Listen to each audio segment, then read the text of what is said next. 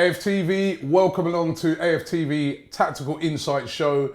Graham is here, and of course we are about to talk about a fantastic performance over Manchester United. Arsenal 2, Manchester United 0. Not a lot of people thought that was going to happen before the game. Most people, all the experts, everybody made Manchester United the favourites, which, do you know what? I remember speaking to some United fans before the game, Graham, and saying to them, yeah, I know you're on this great run, but have you not seen our home form? Our home form, even against the big teams, is very, very good. And I think they all just discounted that, and they got a real shock. The other thing that they discounted is Unai Emery's tactics. And again, this guy does not get enough credit. We say it week after week on this show. He doesn't get enough credit for his tactics. He's not like Arsene Wenger, and this is no disrespect to Arsene Wenger, but you kind of knew how Arsene Wenger was going to play, right? You knew what he was going to do game in, game out, right? With this guy, you don't know what he's going to do.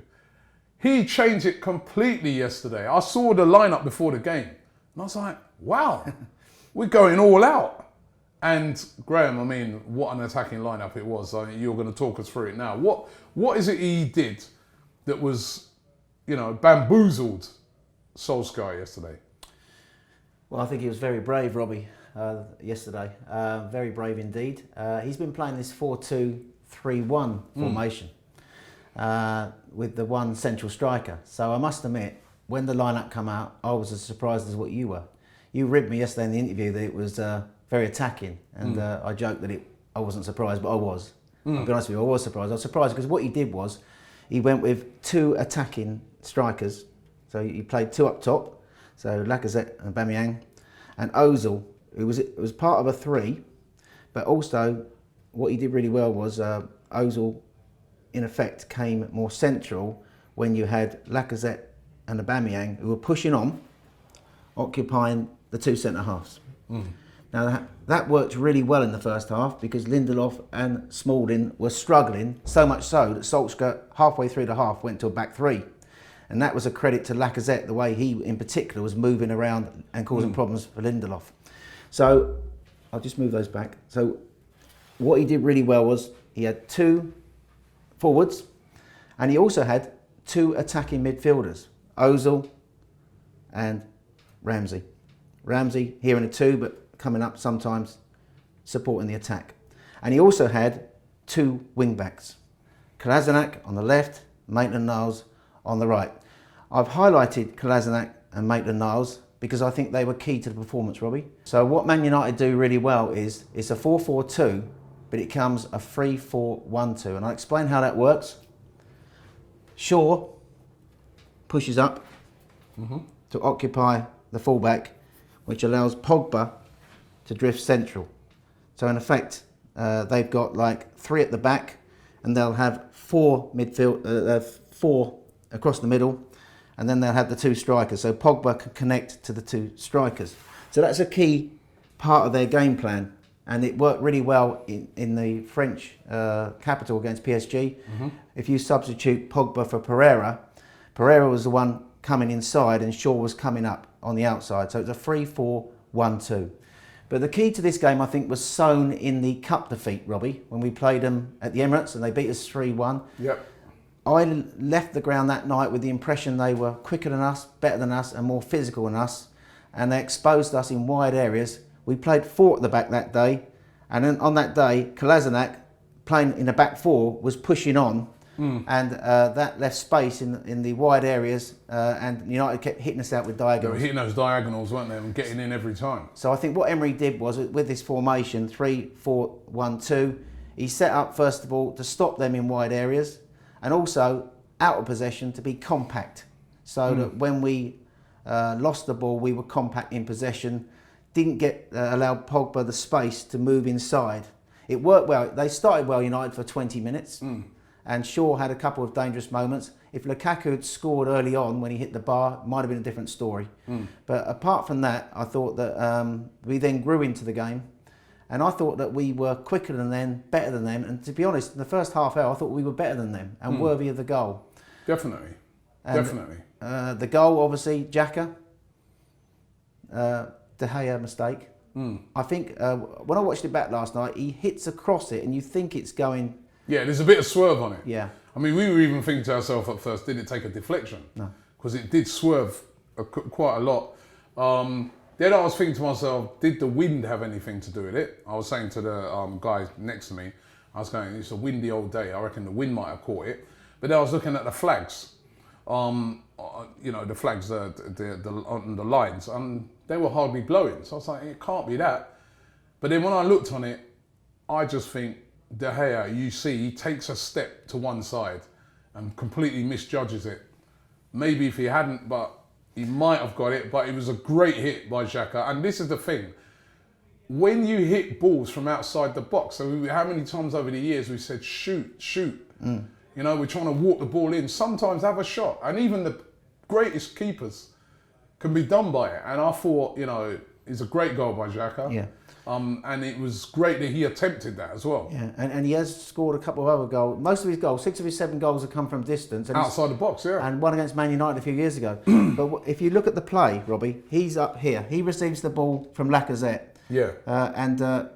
If we take this to be Matic, who's back defending, Matic does not close him down quick enough. And I think Solskjær made a point about that. Everyone's blaming De Gea.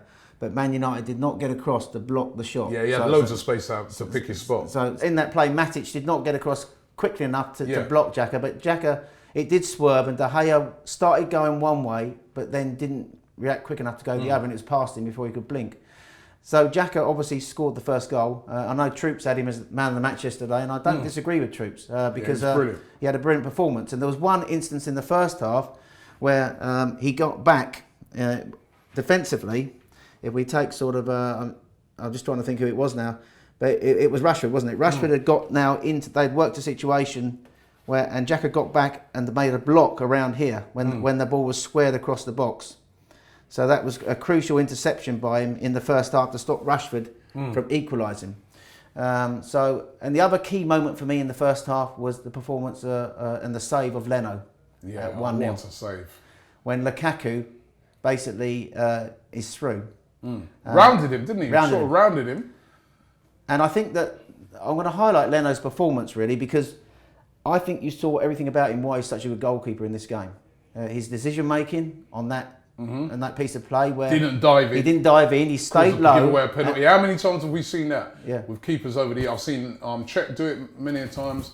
Yeah. I used to see that a lot of times with Szczesny. He used to be a major fault in his game where he just dive in and just give away a penalty. Yeah, and the key thing, he'd gone to ground.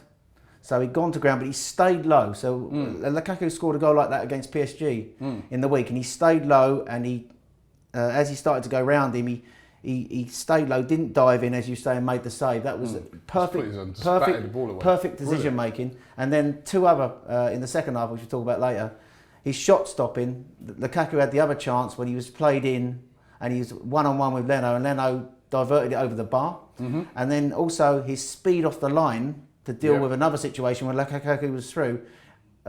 Czech great goalkeeper that he is would not have got out as quick as Leno did. So he got that ball away. So it was 3 moments in the game, key moments in the game where Leno proved his worth as a keeper. He's having a good season, Leno. I know he's had a couple of dodgy moments. There was Southampton. Every keeper is going to have look, De Gea yesterday, who many people consider to be the best in the world, dodgy moment, right? But this guy, I think for 19 million, just short of 20 million we paid for him. What a steal. When you think Kepa cost 75 million, and all these other key, Alisson, how much he costs. Leno, comfortable on the ball at the back, isn't he? He really is. I mean, the style that we're trying to play, he's perfect for it. And he's making some vital saves. That save last week against Tottenham. Again, yesterday, a couple of great saves. Yeah. He's really proven his worth. Another guy that I'd like you to talk me through, right? His performance is this kid here, Maitland-Niles. I thought yesterday he was absolutely brilliant. Not so much in the first half, but second half, he made so many vital interceptions. His speed as well was brilliant. He's a player that's come through the ranks. Let's remember that. I've been critical of him sometimes this season because there have been some games where I think he's been very sloppy. But I thought yesterday, brilliant. He was brilliant when we played them at Old Trafford as well. Seems to like playing Man United, but great performance by him. Yeah, when he played at Old Trafford last year, he played in central midfield. Yeah. And obviously, his future could well be in central midfield because he's physical and he's strong and he's got the sort of attributes to be a central midfielder. But obviously, at the moment, to get in the side, he's playing him as a wing back. And I thought yesterday the battle between Maitland-Niles and Shaw going that way. Yep. They had some interesting duels out in this area. And then when Shaw was defending and Maitland-Niles went that way, you saw interesting sort of like duel between them in that direction in the pitch as well. I thought Maitland-Niles yesterday started. I think he's somebody who his confidence grows as the game goes on, Robbie. Yeah. I think first 15 minutes, I think Shaw was winning that battle. Shaw was coming forward, and he was struggling with Shaw in the wide areas. Yeah, Shaw was hugging the touchline, wasn't he? And I have to say, Shaw is more experienced than him, obviously, and been around a bit. He's still a young player, Shaw, but obviously he's more experienced. But he, and remember, Maitland-Niles is not a natural fullback. So in the first half, I thought Shaw, first 15 minutes was, as much as Arsenal, I thought we came out of the blocks flying yesterday, the right intensity, and we were closing United down really in their faces in this game plan that Emery had for the match. I thought that was the one area where United did expose us early on, and Shaw did get the cross in when Lukaku had the chance. So, but then Maitland-Niles grew into the game. He got better as the game went on. Slowly but surely, got more confident, and the second half, he was absolutely immense. Second half, and we sat deeper in the second half, but he actually nullified United in those wide areas and also got forward to support the attack. So I think it was a really mature performance, particularly second half. He grew into the game and got better as the game went on, Robbie. Yeah, and then on the other side, Kolasinac as well. Another player that I thought had an exceptional game. Some of the crosses, he put in a couple of great crosses. There's one that Lacazette really, I thought he should have scored that. Yeah. And they just couldn't cope with him when he was driving. Yeah. His driving runs. Yeah. I mean, they just couldn't, he was like a Sherman tank going forward. They just couldn't deal with it. And also, he defended really well. There's a couple of situations in the first half where he made interceptions and he was off, wasn't he? He was off. Yeah.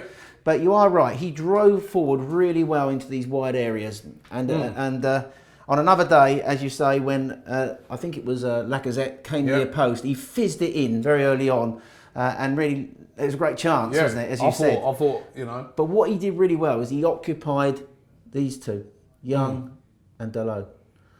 So they were sort of like they couldn't create the overloads going forward. They had to be aware of Kolasinac's runs. So basically, they were sort of like not as free to get forward as much as they wanted to. They had to be slightly more cautious. And I think that you know, this guy, tremendous cross with the ball, and I think that we did really well to nullify that as well.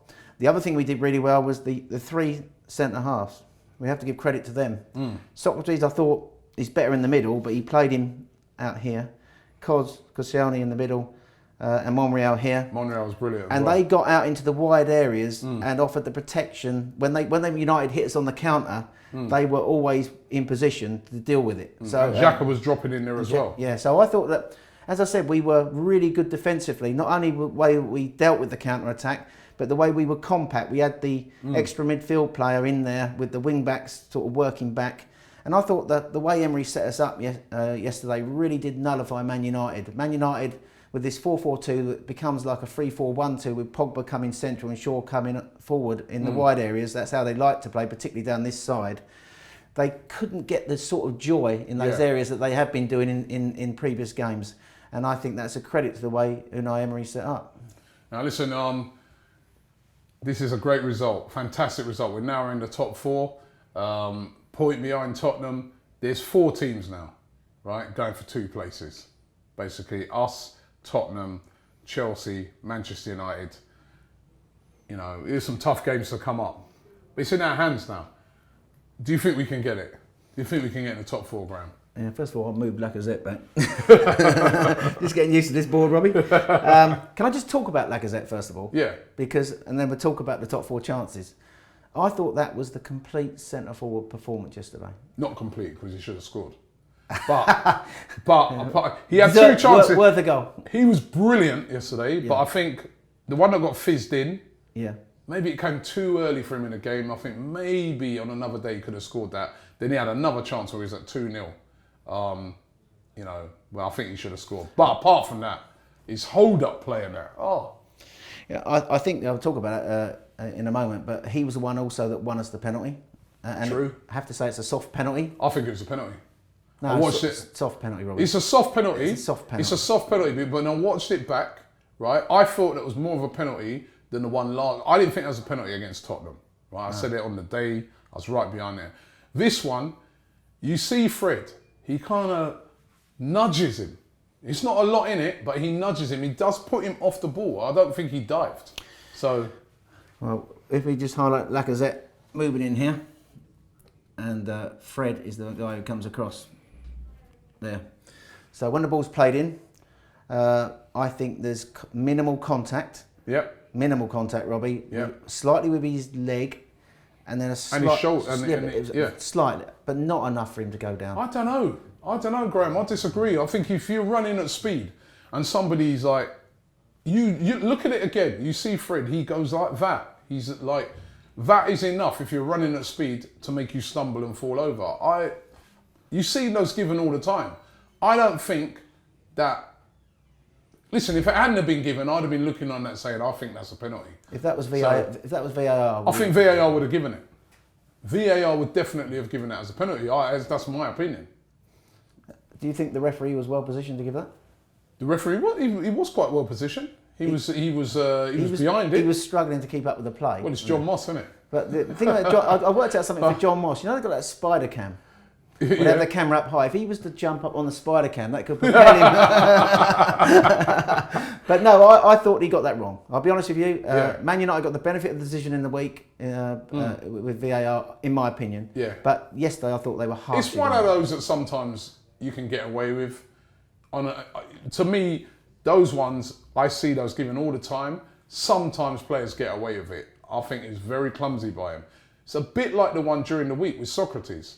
Again, I felt it was a sending off. A lot of Arsenal fans disagreed with me, right? I'm like, because you're behind. The guy dived. He made the most of it. But you're behind the player in the wrong position. You just got to let the player run. Quick question then. Harry Kane. Yeah, he's always diving. If Harry Kane had gone over under a challenge, would that be a penalty? Same sort of situation. Tottenham Arsenal.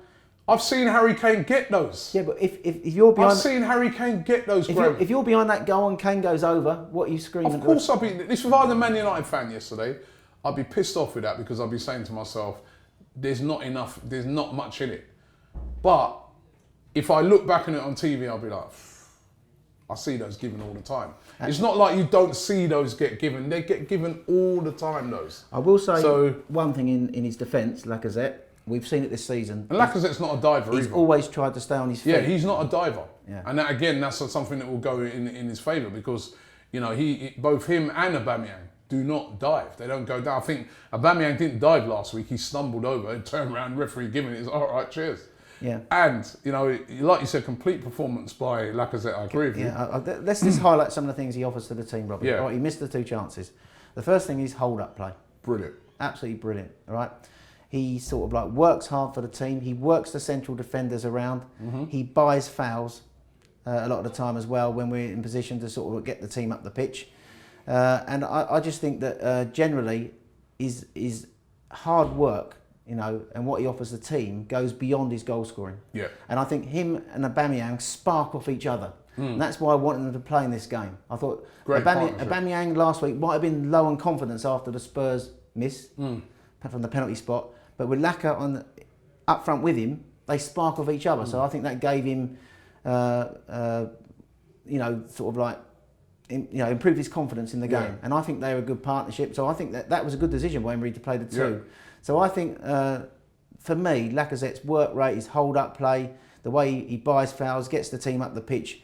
And also, he's very good with his back to goal. Well, that's the difference between him and Aubameyang, isn't it? Aubameyang can't play with his back to goal. So I think that's another key thing that he offers a side. So I think he is the structure. I've said this before. He's the structure of the side, and a massive miss when he's out at the moment. But like he'll be out on Thursday. Which is a massive of course. miss. But I thought second half, what we did really well is before we go on to that top 4, is that we sat we sat deeper in the second half, and we eventually shifted to a 4-5-1 when we scored the second goal.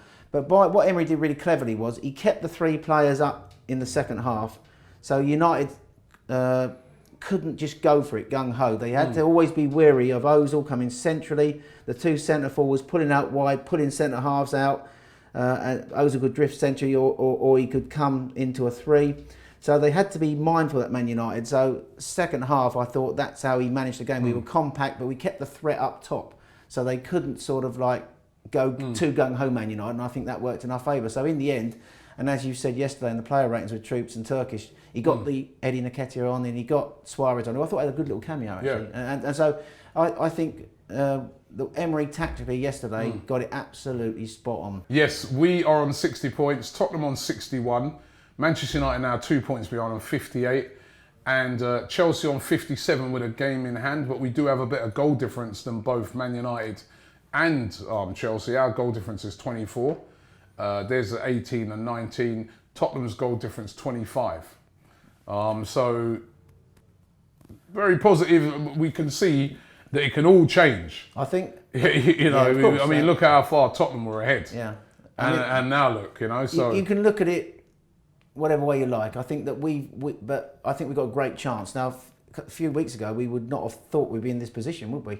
No. So we've got into the mix, albeit with Tottenham collapsing, doing their normal Spursy thing at this time of the season. Yeah. 1 point out of 12. Let's keep it. I hope they keep it up. And they've lost 9 games now, Robbie. 9 games. They could end if they lose to City and Liverpool. That's 11, isn't it? And they're still in the top 4. And we've taken a lot of points off the rivals. I mean, we've taken. And we haven't got to play any of the top. We played all the top 6 sides. It's worth 2 points. Okay, Emery has improved our record against the top 6. Yeah. That's the best return against the top 6 since 2011-12. Yep. I think we've taken sort of 12 points out of those games, which is our best return. Our record at the Emirates since the Man City defeat now is 1-13, drawn 2.